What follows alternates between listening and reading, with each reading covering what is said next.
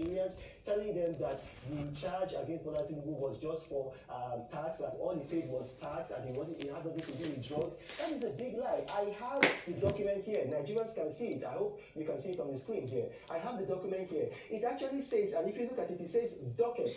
A docket, and as I'm speaking, your viewers can go on Google and fact check me. A docket is used for a criminal pending, a criminal pending. So you don't use a docket for a civil matter. And then right on the very first paragraph on this docket, it says that this is a forfeiture action under section under 21 USC section 881.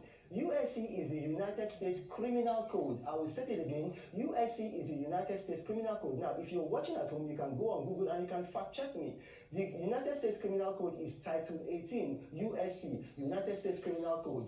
And I'm going to read what section 881 of the USC, the Criminal Code, says. Now, this is it. I'm reading it. Nigerians can see it here. This is what I'm reading. It says, the following shall be subject to forfeiture to the United States, and no property rights shall exist in them.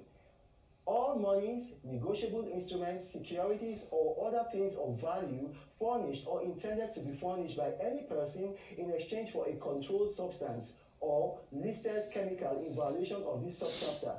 All proceeds traceable to such an exchange, and all monies, negotiable instruments, and securities used or intended to be used to facilitate any violation of this subchapter.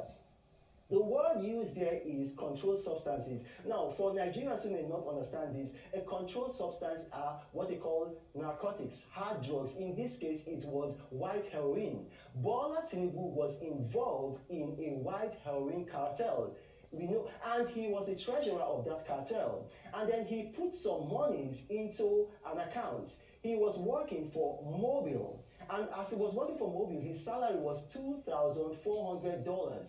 Yet he paid in a total of $1.4 million into several accounts. Now, he was asked to explain how he got those monies. He could not explain how he got those monies. So one of those accounts, the money's in there, $460,000. It was forfeited to the United States government. It was not taxed. Now, there is only one agency of the United States government that has been given the authority to take forfeited amount, and that is the IRS, the Internal Revenue Service. If you look at the case of the U.S. state, the state versus Ishmael Zambalda, who was the leader of the Sinaloa drug cartel, the exact same language that was used in this docket is the exact same language that was used for that man, Ishmael Zambalda. And if you're watching me, you can Google it.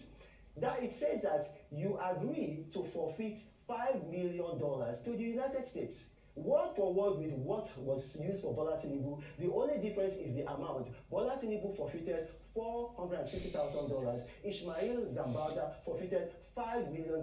But the source of the money came from the same place, drugs. Yeah, but Maria, let me come in very quickly. So some people, of course, of the school of thought will say to you, forfeiture is in fact a civil proceeding, not a criminal proceeding. What do you say to that? Also, an indictment is an allegation and not a conviction. There is that school of thought around it. Does it hold any weight for you? No, I have a master's in law from the United Kingdom. You know, the man who came to speak, what's his name, Festus Keyamo. And look, the Legal Practitioners Privileges Council, they have to sanction Festus Keyamo because what he did was either very dishonest or very ignorant or both. And you've got foreign embassies who are watching this and they have equivalent titles to the senior advocate of Nigeria. If they watch on television this man speaking so ignorantly and so dishonestly, they're going to tell their own governments that, listen, we need to stop having equivalency with the senior advocate of Nigeria because standards have dropped. A forfeiture flows from a... Look, you can have forfeiture in a civil matter, which is rare, but most forfeitures will flow from a criminal charge. Most forfeitures will flow from a criminal charge. And you also have it here in the EFCC in Nigeria. And you can check it in the EFCC in Nigeria. You have several governors who have gone to jail. I don't want to mention their names because I don't want to hurt their families. But they forfeited their houses. They forfeited monies in their accounts to the federal government through the EFCC. It's the same thing with the United States. It wasn't a civil matter. I mean, I just showed you the docket. I mean, I hope your cameras can catch it. If you're watching me on at home, go on Google. Don't take my word. Assuming Reno Omokri is lying to you, check the word docket. A docket is not used for a civil matter. This is a criminal matter. Look at it there.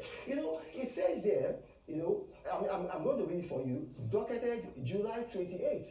And then it says that verified complaint of forfeiture. Is a complaint used in a civil matter?